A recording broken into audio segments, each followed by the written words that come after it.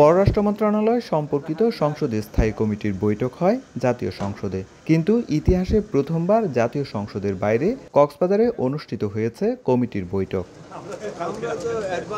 রোববার বিকেলে কক্সবাজার শরণার্থী ত্রাণ ও প্রত্যাবাসন কার্যালয়ে পররাষ্ট্র মন্ত্রণালয় সম্পর্কিত সংসদীয় স্থায়ী কমিটির সভাপতি একে আব্দুল মোমেনের নেতৃত্বে ৮ সদস্যের প্রতিনিধি দল এবং পররাষ্ট্রমন্ত্রী ডক্টর হাসান মাহমুদ বৈঠকে বসেন।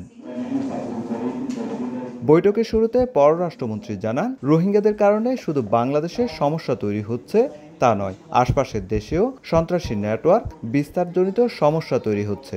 আন্তর্জাতিকভাবে বিভিন্ন দেশের পররাষ্ট্রমন্ত্রী এবং অন্যান্যদের সাথে আমরা নিয়মিতভাবে আলাপ আলোচনা করে যাচ্ছি, যাতে করে মায়ানমারের উপর কার্যকর চাপ প্রয়োগ করা হয়, যাতে করে মায়ানমার তাদের নাগরিকদের ফেরত নিয়ে যায় পূর্ণ নাগরিক অধিকার দিয়ে। বৈঠক শেষে বের হয়ে পররাষ্ট্র মন্ত্রণালয় সম্পর্কিত সংসদীয় স্থায়ী কমিটির সভাপতি জানান, রোহিঙ্গা সংকট উত্তরণের উপায় বের করা হবে। রোহিঙ্গা সম্পর্কে জানতে চাই, কি স্টেপ নেওয়া হয়েছে, কি নেওয়া যেতে পারে।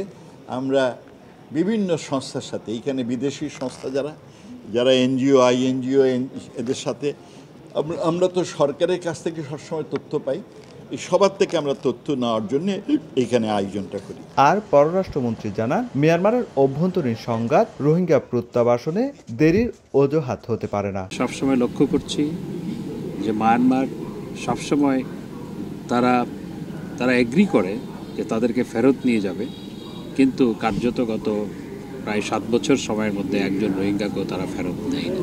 এর আগে পররাষ্ট্র মন্ত্রণালয় সম্পর্কিত সংসদীয় স্থায়ী কমিটির সদস্যরা 4 ঘণ্টা ব্যাপী রোহিঙ্গা ক্যাম্প পরিদর্শন করেন। সুজাউদ্দিন রুবেল, সময় সংবাদ, কক্সবাজার।